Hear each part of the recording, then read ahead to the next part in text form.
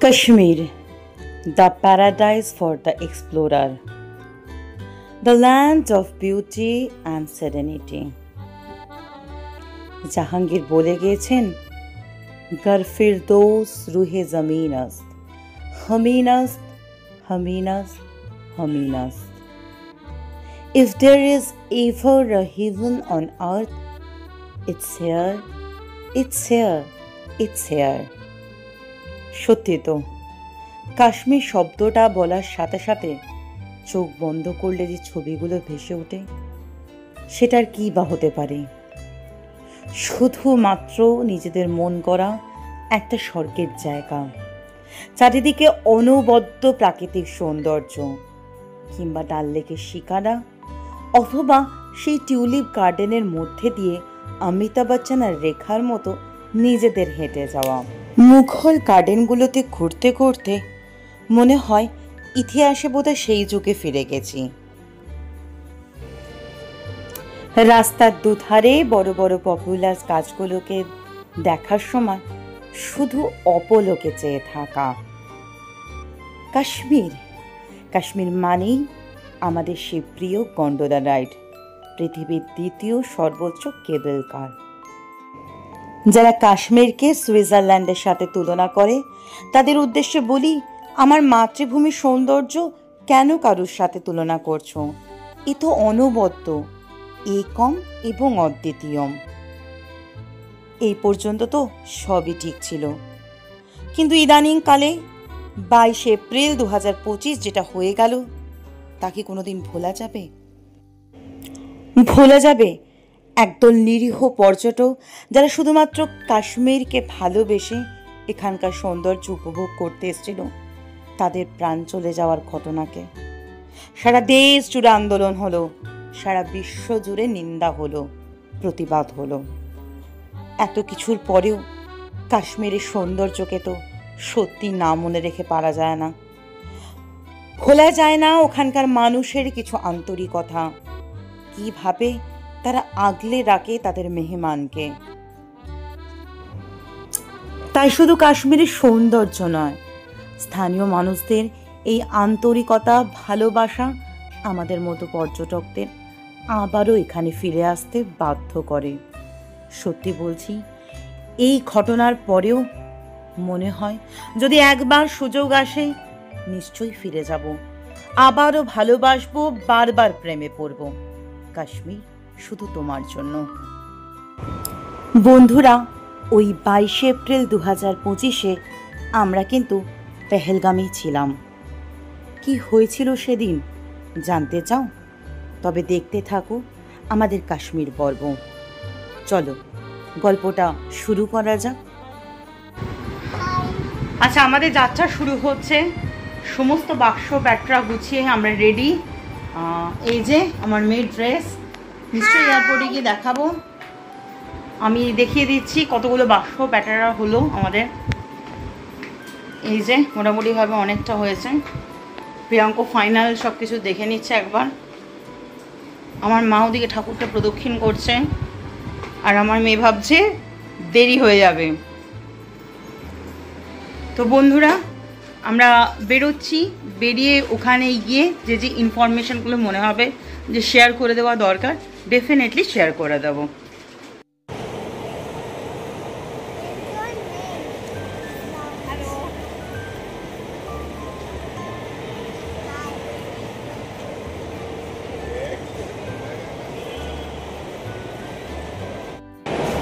আমি এখন আছি উড়ান যাত্রী ক্যাফের সামনে, আর প্রথমবার এয়ারপোর্টের 10 টাকা দিয়ে চা খাচ্ছি, যেটা বাইরেও কিন্তু অ্যাভেলেবেল নয়।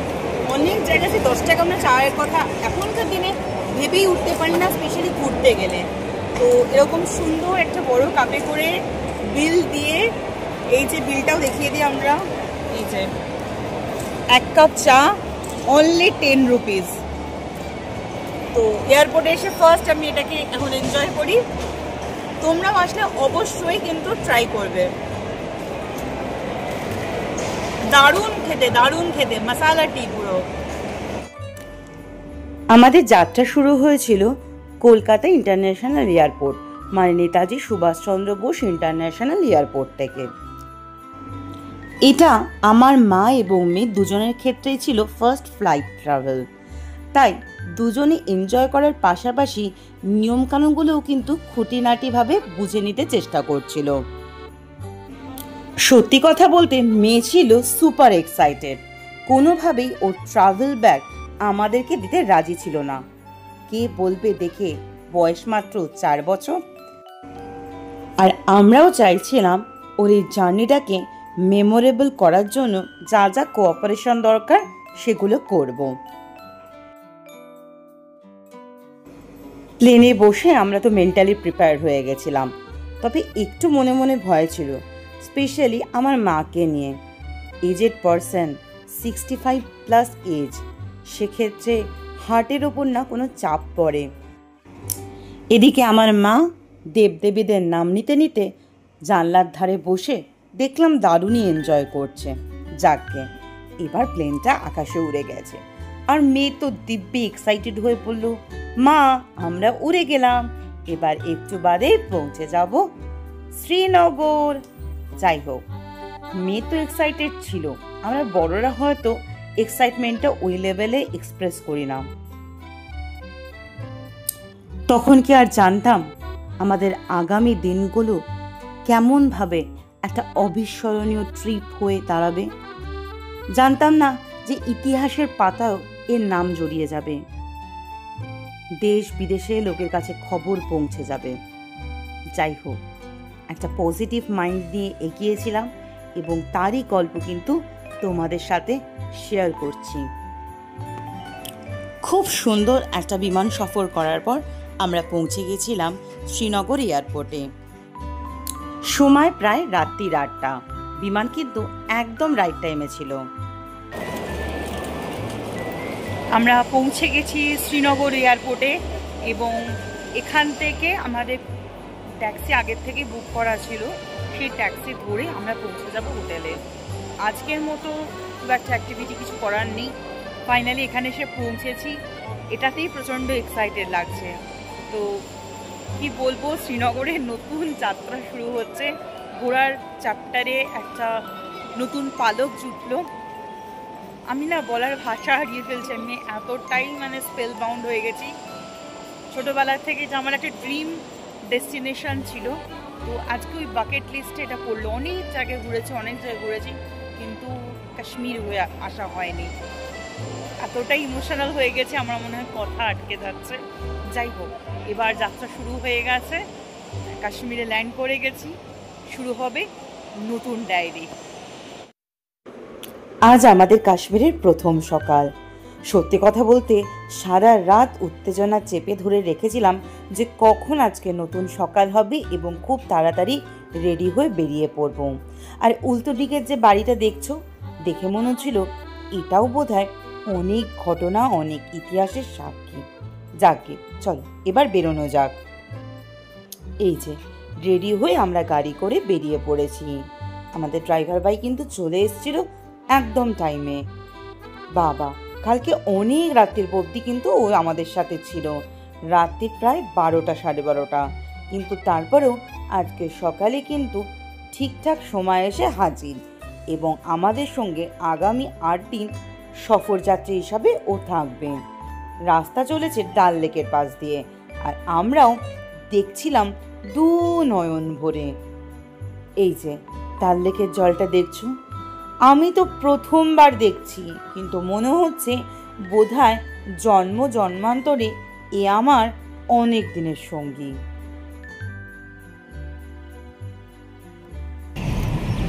কালকে আমাদের হোটেলে পৌঁছাতে অনেকটা রাত হয়ে গেছে।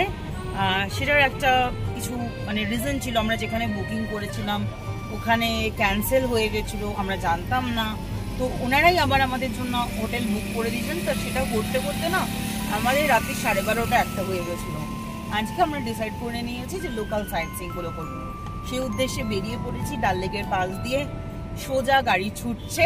এখন আমরা চলে যাচ্ছি বটানিক্যাল গার্ডেন আর টিউলিপ গার্ডেন। স্পেসিফিক্যালি বলি যে এই সময়টাকে আমরা বেছে নিয়েছি এই টিউলিপ ফেস্টিভ্যালটাকে এনজয় করবো বলে। প্রথম দিন এসে যদি টিউলিপ গার্ডেনটা দেখতে পারি, এর থেকে আনন্দ আর কি হতে পারে। যাই গিয়ে তোমাদের সাথে ডেফিনেটলি ভিউটা শেয়ার করব। কাশ্মীরে আসার জন্য বিশেষ কোনো সিজনের প্রয়োজন হয় না। বছরের যে সময় তোমরা আসো না কেন, দেখবে কাশ্মীর তার নিজ গুণে অনবদ্য এবং অনন্য। তবে কাশ্মীরের এই টিউলিপ ফেস্টিভ্যাল জগৎজোড়া খ্যাতি লাভ করেছে। তাই আমার মতো বহু পর্যটকই চেষ্টা করে যে যদি এই স্পেসিফিক সিজনে কাশ্মীরকে এক্সপ্লোর করা যায়। বছরের অন্য কোনো সময় আসলেই কিন্তু তোমরা এই টিউলিপ গার্ডেনকে খোলা পাবে না। যাই হোক, চলে এসেছি টিউলিপ গার্ডেনের সামনে, আর দেখিয়ে দিলাম এই গার্ডেনে ঢুকবার জন্য স্পেসিফিক কিছু রুলস আছে। আমরা যারা ঘুরতে ভালোবাসি তারা কিন্তু সেই জায়গার সেই রুলসগুলোকে সম্মান দিয়েই সব জায়গায় ঘোরার পরিকল্পনা করি। যাকে এবার একদম মেন গার্ডেনের সামনে চলে এসেছি, আর দেখো অনেক জায়গায় কিন্তু বড় বড় ফেস্টুন লেগে গেছে। মানুষজন অপেক্ষা করে রয়েছে কখন টিকিট কেটে ভেতরে ঢুকবে। আমি তো উত্তেজনা একদম ভেতরে ভেতরে টকবক করে ফুটছিলাম। শুধু আমি নয়, আমার ছোট্ট মেয়েটাও কিন্তু অপেক্ষা করে বসেছিল আর বারবার আমাকে অনুরোধ করছিল যে মা আমরা কখন ভেতরে যাব আর টিউলিপ ফুলের সাথে ছবি তুলব। টিউলিপ গার্ডেনের ভেতরে ঢুকতে চোখ যেন ছানা বড়া হয়ে গেল। এত রং বেরঙের টিউলিপ কি বলবো। আর যেটা রং নেই মানে ধবধবে সাদা টিউলিপগুলো, সেটাও যেন আমাদের মধ্যে একদম সেরা সেরা হয়ে ফুটে রয়েছে। কোন জায়গাটা ছেড়ে কোন জায়গাটার ছবি তুলবো এটা ভাবতে ভাবতেই মাথা ঘুরে যাচ্ছিল। যে জায়গা পাচ্ছি সেই জায়গায় মনে হচ্ছে দাঁড়িয়ে পড়ে ফটো তুলে নি। আমার মতো সব পর্যটকদেরই একই অবস্থা।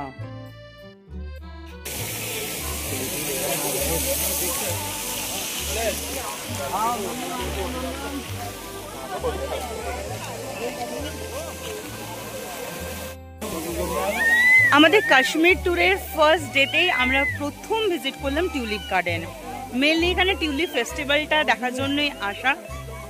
কিছু কিছু মানুষের উইশ লিস্টে থাকে না যে কোথায় কোথায় পৃথিবীর সেরা উৎসবগুলোকে দেখা যায় যদি, তো এটা কিন্তু ওই জাপানের যেমন চেরি ব্লসম, নিউ ইয়র্কের ক্রিসমাস সেলিব্রেশন বা নিউ ইয়ার সেলিব্রেশন, কাশ্মীরেও কিন্তু সেরকম টিউলিপ ফেস্টিভ্যাল।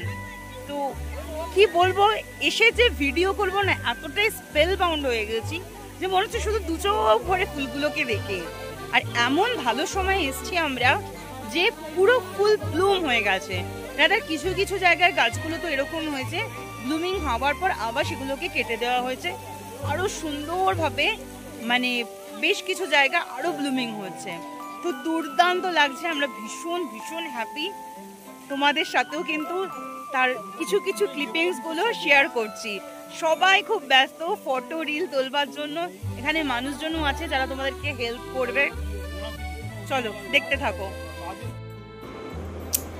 শ্রীনগরের এই টিউলিপ গার্ডেনটা এশিয়ার মধ্যে সবচেয়ে বড় টিউলিপ গার্ডেন।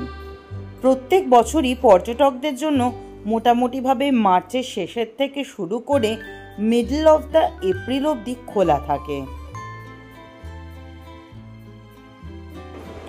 রং বেরঙের টিউলিপগুলো হাজির থাকে তাদের অসামান্য সৌন্দর্য নিয়ে পর্যটকদের আনন্দ দেওয়ার জন্য। টিউলিপ গার্ডেনের ঠিক পাশে এরকম একটা ওয়াটার বডি ছিল, আর তাকে ঘিরে ছিল আরও বিভিন্ন ধরনের গাছ। বেশ কিছুটা সময় আমরা এখানেও কাটিয়েছিলাম। এবার একরাশ ভালো লাগার অনুভূতি নিয়ে টিউলিপ গার্ডেনকে ছাড়বার পালা। অন্য জায়গাগুলো তো দেখতে হবে। কাশ্মীরের শ্রীনগরে যে কটি মুঘল গার্ডেন আছে তার মধ্যে এই চশমাশাহী গার্ডেনটা কিন্তু সবচেয়ে ছোট। তবে টিউলিপ গার্ডেন থেকে এটা কাছে হওয়ায় আমরা প্রথমে এই গার্ডেনটাকে দেখবার জন্য স্থির করি। এই যে চলে এসেছি চশমাশাহীর সামনে। বাগানটায় ঢোকার আগেই একদম পাশেই কিন্তু টিকিট কাউন্টার, ওখান থেকে টিকিট কেটে আমরা ভেতরে ঢুকছিলাম। আচ্ছা, এখানে প্রসঙ্গত বলে রাখি 12 বছরের কিন্তু বাচ্চাদের জন্য টিকিট ফেয়ার লাগে। এই যে দেখো বন্ধুরা, ভেতরে ঢুকে এসছি। মুঘল গার্ডেন শুনলেই যেন মনে হয় ইতিহাস নিজে আমাদের সামনে এসে দাঁড়িয়েছে। আমরা যে জায়গায় ঘুরতে যাই না কেন, আমার মনে হয় সকলেই কম বেশি পড়াশোনা করে তবেই যাই। এখানে আসবার আগেও আমি সামান্য কিছু ইতিহাস ঘাঁটছিলাম, আর সেখান থেকেই জানতে পারি সম্রাট শাহজাহান এই বাগানটা বসন্তের আশেপাশে তার জ্যেষ্ঠ পুত্রের জন্য নির্মাণ করিয়েছিলেন। শ্রীনগরের প্রতিটা মোগল বাগানই কিন্তু ডাল লেকের ডান দিকে অবস্থিত। প্রতিটি মুঘল উদ্যানের মতো চশমে শাহিতেও কিন্তু মুঘল স্থাপত্যের প্রতিনিধিত্ব চোখে পড়ছিল। শৈল্পিকভাবে পারস্য এবং ইরানি প্রভাব রয়েছে এই বাগানে। আর এই যে জায়গাটা দেখছো, এটাই কিন্তু চশমা শাহির সবচেয়ে গুরুত্বপূর্ণ জায়গা। এটা একটা মিষ্টি জলের ঝর্ণা।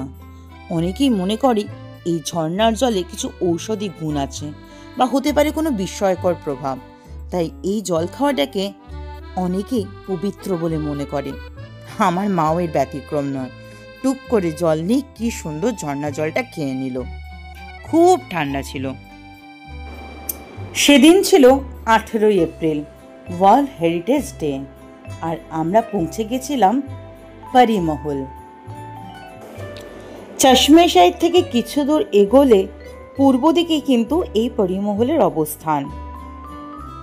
এটাও কিন্তু শাহজাহান মুঘল গভর্নর আলী মর্দান খানকে দিয়ে বানিয়েছিলেন তার জ্যেষ্ঠ পুত্রের জন্য। সম্রাট শাহজাহানের জ্যেষ্ঠ পুত্র মানে দারা শিকোই মূলত এখানে অ্যাস্ট্রোলজি নিয়ে পড়াশুনো করতেন। অনেকে বলেন এখানে লাইব্রেরি ছিল। পরিমহল বা দ্য প্যালেস অফ ফেয়ারিজ অদ্ভুত সুন্দর। ঢুকেই চোখ মনে হচ্ছিল আটকে গেছিল। জবরবান পাহাড়ের কোলে এই পরিমহল কিন্তু 7 তলা। কি অদ্ভুত সৌন্দর্য এর! এক একটা ধাপে এক এক রকম সৌন্দর্য। দেখো, এখানে ইতিহাসের কিছু কথা লেখা রয়েছে। পরিমহলের যত উপরের দিকে ধাপগুলো যাবে তত কিন্তু ডাল লেক বা শ্রীনগর শহরকে অন্যভাবে দেখতে পাবে। কত দূর দূরান্তের জিনিসগুলো চোখে স্পষ্টভাবে ধরা দেবে। এই যেমন আমি এখান থেকে দেখতে পেলাম পোলো গ্রাউন্ড বা হেলিপ্যাড গ্রাউন্ডকে। আর দেখো কি সুন্দরভাবে এখান থেকে পর্বতমালাগুলো দেখা যাচ্ছে, আর দূরে ডাল লেক।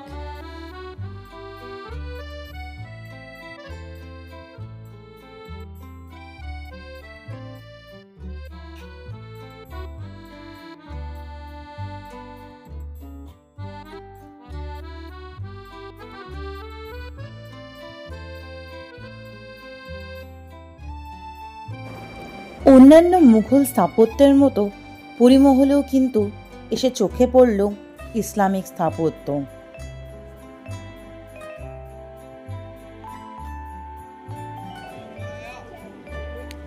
পরিমহলের ভেতর এখন আমি রয়েছি। দুর্দান্ত একটা ওয়েদার হয়ে গেছে, মানে পাহাড়ে এমনিতে ওয়েদার খুব ফ্রিকুয়েন্টলি চেঞ্জ করে, আর এখানে আসার পরও না এই জিনিসটা আরেকবার এমনভাবে আমরা ফেস করলাম, ভীষণ ভীষণ ভালো লাগলো।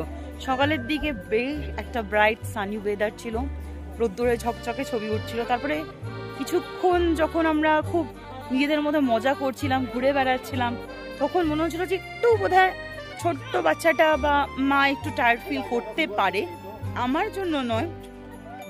তবে ফাইনালি দেখলাম ওয়েদারটা পুরো শিফট করে গেল।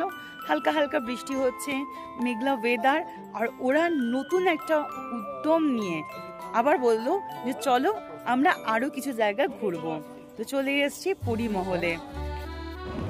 পরিমহল সত্যি পরিদের মহল।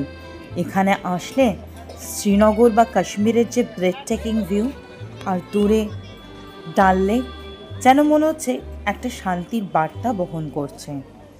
দুর্দান্ত কিন্তু একটা এক্সপিরিয়েন্স আমাদের। পরিমহলের পরে এবার আমরা সোজা ডাল লেকের সামনে চলে এসেছি, আর যেটা দেখছো সেটা হচ্ছে ইন্ডিয়ার মধ্যে ভাসমান পোস্ট অফিস। ডাল লেকের সামনে যখন পৌঁছে গেছি তখন শিকারা রাইড তো অবশ্যই করতে হবে। এখানে দেখো গভর্নমেন্টের একটা রেড চার্ট দেওয়া রয়েছে, তোমরা যেখান থেকে বুঝবে সেই রকম কোনো ঘাট থেকে এই শিকারা রাইডের জন্য কিন্তু কথা বলে নিতে পারো। আমরা ওই মাঝামাঝি ঘাট নাম্বার থেকে শুরু করেছিলাম আমাদের যাত্রা, 14 বা 15 ছিল। যাই হোক, এই সবে যাত্রা শুরু করেছি, আনন্দে সবাই চকমক করছি। কে দেখে আমাদের খুশি তখন। রং বেরঙের এই শিকারাগুলো আমরা কিন্তু মন্ত্রমুগ্ধের মতো দেখছিলাম।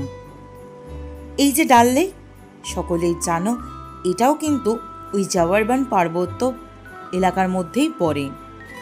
এক ধারে শঙ্করাচার্যের মন্দির, ওই দূরে উঁচু পাহাড়ের কোলে, আর এদিকে শহরের মাঝখানে এই ডাল লেক। ডাল লেকের সবচেয়ে বড় বৈশিষ্ট্য হচ্ছে এখানকার ফ্লোটিং মার্কেটগুলো। ফ্লোটিং মার্কেটের তো একটা নিজস্ব দিক আছে, তাছাড়াও বিভিন্ন মানুষজন কিন্তু এই শিকারার মধ্য করে নানা রকম সামগ্রী বেচতে বেচতে যান। কখনো ফলওলা, কখনো বিভিন্ন হস্তশিল্পের সম্ভার, কখনো বা কাওয়া বা কফি। এই যে মানুষটা কি সুন্দর ফলের ডালিয়ে নিয়ে আমাদের সামনে দিয়ে চলে গেলেন। তবে আমরা দুপুরে লাঞ্চ করে এসেছিলাম তো, তাই খুব একটা খিদে পাচ্ছিল না। ডাল লেকে আসলেই আগে মানুষজন চারচিনারের কাছে যেতেন, তবে এখন কিন্তু চারচিনারের আর অবস্থান নেই, মানে গাছগুলো আর খুঁজে পাওয়া যাচ্ছে না। একটি চিনার গাছকে খুব ভালোভাবে বোঝা যায়, তাই আমরা আর নামিনি। এখন বিকেলবেলার সময় অনেকটা হয়ে এসছে, এসে গেছি ডাল লেকে। কাশ্মীর বলতেই যেটা সকলের চোখের সামনে ভেসে ওঠে সেটা হচ্ছে ডাল লেক। চোখ বন্ধ করলে কাশ্মীর ভাবলে আমরা কিন্তু ডাল লেকে এরকম শিকারা রাইডটার কথাই সবার আগে মনে করি।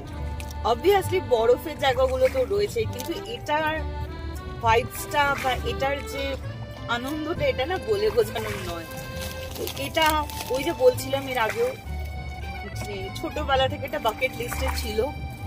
এখানে আসার পর না আমি সব ভাষা হারিয়ে ফেলেছি এবং বুঝিয়ে হয়তো কথাও বলতে পারছি না, এত দারুণ লাগছে, জাস্ট অ্যামেজিং। চারপাশে অনেকটা এটা বলতে পারি যে ল্যান্ডস্কেপটা যতটা বড় এবং লেকের জলও কিন্তু আমার অনেকটা পরিষ্কার লাগছে। এখানে কাজকর্ম চলছে, চেষ্টা করা হচ্ছে পরিষ্কার রাখার।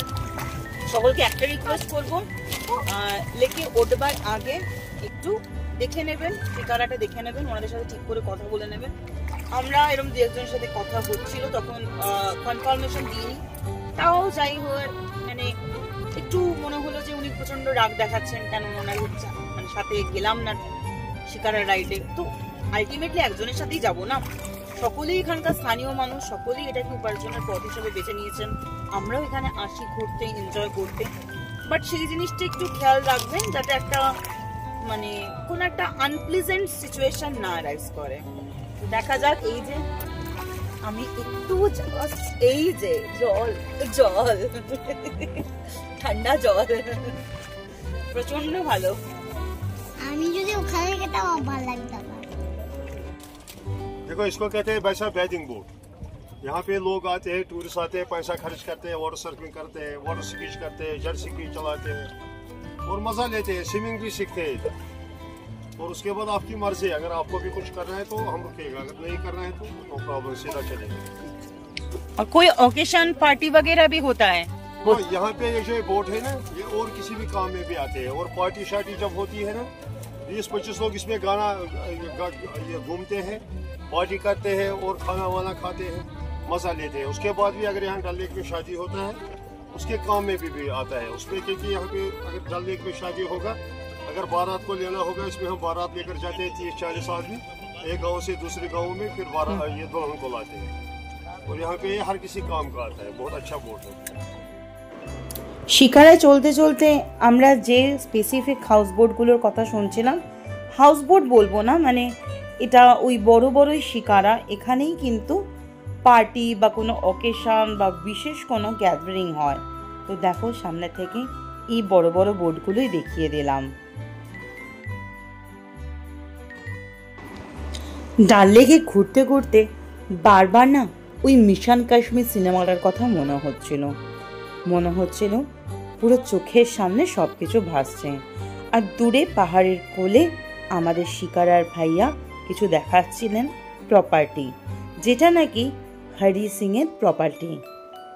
আর এখানে দেখো কিছু খাবার দোকানও রয়েছে, সবটাই কিন্তু ফ্লোটিং।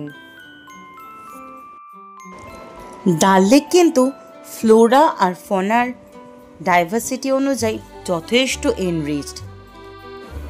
যেটা জানলাম এখানকার সবচেয়ে বেশি যদি কোনো ফুল ফুটে থাকে লেকের মধ্যে, সেটা হলো আমাদের জাতীয় ফুল পদ্ম। আর এই হাউসবোটগুলোর সামনে যেগুলো দেখছো ঘাসের মতো, ওগুলো কিন্তু ঘাস নয়, ওগুলো হলো গিয়ে ফ্লোটিং গার্ডেন, যেটা ডাল লেকের একটা ইউনিক ফিচার। স্থানীয় মানে কাশ্মীরি ভাষায় এটাকে কিন্তু হ্রদও বলে। ডাল লেকের এই হাউসবোটগুলোতে থাকার অভিজ্ঞতা কিন্তু একটা দারুণ অ্যাচিভমেন্ট। আমরাও বুক করে রেখেছিলাম, জানতাম না আমরা ফাইনালি এই হাউসবোটগুলোতে থাকার সুযোগই পাবো না, কারণ একটা বড় সড়ক দুর্ঘটনা এসে সবাইকে আদরিত করে চলে যাবে। আর এই যে দেখো বন্ধুরা, যে হাউসবোটটা আসছে HB চেয়ারফুল চার্লি, এখানেই কিন্তু মিশন কাশ্মীর সিনেমার শুটিং হয়েছিল। চলতে চলতে কিন্তু আমরা এটাও দেখতে পেয়ে গেলাম। শিকারা রাইড করতে করতে কতবার যে বুমরা বুমরা বলে গানটা গেয়ে উঠেছি আর নিজের খেয়ালে নেচেছি তা আমি গুনিনি অবশ্য। এবার আস্তে আস্তে আমাদের শিকারা চলে আসলো ফ্লোটিং মার্কেটের ওই স্পেসিফিক জায়গাটাতে। এখানে প্রচুর দোকান আছে, সেখানেই কিন্তু আমাদের শিকারা ঢুকছিল। আরেকটা জিনিস তোমাদের দেখাই, দেখো ডাল লেকের ফ্লোটিং মার্কেটটা ঢুকবার আগে আমাদের CRPF জওয়ানদের থাকার জায়গা, এখান থেকেও কিন্তু ওনারা নজরদারি চালান। আসলে কাশ্মীরের সাথে তো কোনো জায়গার তুলনা হয় না, ভূস্বর্গ। মর্তের সাথে এর পার্থক্যটা ক্ষণে ক্ষণে চোখে ধরা দেয়। আর তার জন্যই বোধহয় আমাদের সীমান্তবর্তী এলাকায় এত নজরদারি এবং আমাদের প্রতিবেশী রাষ্ট্রের এত কুনজর। যাই হোক বন্ধুরা, দোকানগুলো চোখে পড়ছে তো, কাশ্মীরি শাল, পোশাক, আর তার সাথে সাথে কত ধরনের জুয়েলারি, তারপর আসবাবপত্র, কি নেই এই দোকানগুলোতে। ডাল লেকের পার্শ্ববর্তী অনেক জায়গাতেই কিন্তু গ্রাম আছে, আর স্থানীয় মানুষরা এইভাবেই যাতায়াত করেন। চোখের সামনে তার একটা সুন্দর দৃশ্য ধরা দিল। শিকারার থেকে নেমে আমরা একটা দোকানে চলে আসলাম। সেখানে দেখলাম এরকম হরেক শীতের পোশাকের সম্ভার, নানা রকম ওনারা জিনিস দেখাচ্ছিলেন। যাই হোক, তোমরা চাইলে অবশ্যই কিন্তু এই দোকানগুলো ঘুরে আসতে পারো। সারা দিন ধরে একটা সুন্দর সময় কাটালাম। বিকেল গড়িয়ে এখন অনেকটা সন্ধে হওয়ার পালা, হোটেলে যেতে হবে। আজ সকাল থেকে যে বেরিয়েছি, আমরা এখন অবধি হোটেলে চেক ইন পর্যন্ত করিনি। আচ্ছা, এখানে বলে রাখি, এরপরে যেটা দেখাবো সেখানে দেখবে হোটেল নয়, আমরা একটা কাশ্মীরি বাড়ি মানে গেস্ট হাউসে রাত কাটাবার বন্দোবস্ত করেছি। তার যে অভিজ্ঞতা হবে সেটা নিশ্চয়ই তোমাদের সামনে তুলে ধরবো। ভিডিওটা ভালো লাগলে অবশ্যই লাইক আর কমেন্ট করে দিও, আর দেখতে থাকো আমাদের পরবর্তী পর্বগুলো। আজকের মতো ভিডিওটা এখানেই শেষ করছি। খুব তাড়াতাড়ি চলে আসবো আমার নতুন পর্ব নিয়ে। একটু অন্যরকম কাশ্মীরকে জানতে হলে সাথে থেকো। আশা করব তোমাদের ভালো লাগবে। সকলে ভালো থেকো এই কামনা জানাই।